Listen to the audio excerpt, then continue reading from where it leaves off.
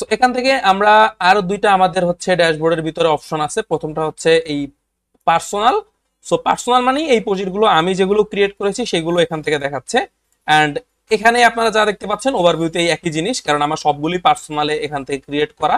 তো যাই হোক, সেম এখান থেকেও আপনি আপনার পার্সোনাল ক্রেডেনশিয়াল গুলো এখান থেকে দেখতে পাবেন, অ্যান্ড এক্সিকিউশন গুলো, পার্সোনাল এক্সিকিউশন গুলো এখান থেকে দেখতে পাবেন। অ্যান্ড সো এইখানেও সেম সিস্টেম, ওভারভিউ আর এটা সেম।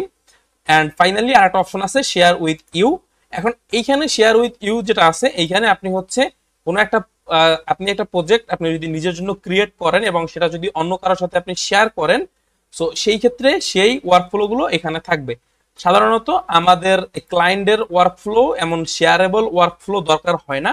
যখন আমাদের এটা দরকার হবে আমাদের ক্লাসে, তখন আমরা এগুলো দেখব।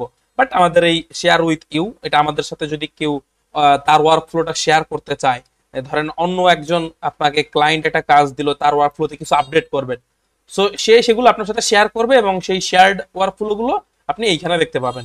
এবং শেয়ার করা ক্রেডেনশিয়ালও যদি হয়, সেই শেয়ার করা ক্রেডেনশিয়াল গুলো আপনি এইখান থেকে দেখতে পারবেন। সো এই হচ্ছে রেস্ট অফ দ্য দুইটা অপশন। একটা হচ্ছে আমাদের এই পার্সোনাল, আর একটা হচ্ছে আমাদের এই শেয়ার উইথ ইউ। সো আমরা সাধারণত ইউজ করব কোনটা? আমরা সাধারণত এই পার্সোনালেই যাব। পার্সোনালে গিয়েই আমরা এখান থেকে এই যে ক্রিয়েট ওয়ার্কফ্লো দিয়ে আমাদের ওয়ার্কফ্লো ক্রিয়েট করব। এন্ড আমরা এই যে উপরে এখানে প্লাস আইকন আছে, প্লাস আইকনে ক্লিক করলেও আমরা এখান থেকে দুইটা অপশন দেখতে পাচ্ছি। একটা হচ্ছে ওয়ার্কফ্লো, ওয়ার্কফ্লোতে গেলেও আমরা দেখতে পাচ্ছি এখান থেকে আমরা ফ্রিতে পার্সোনাল ওয়ার্কফ্লো এখান থেকে ক্রিয়েট করতে পারবো।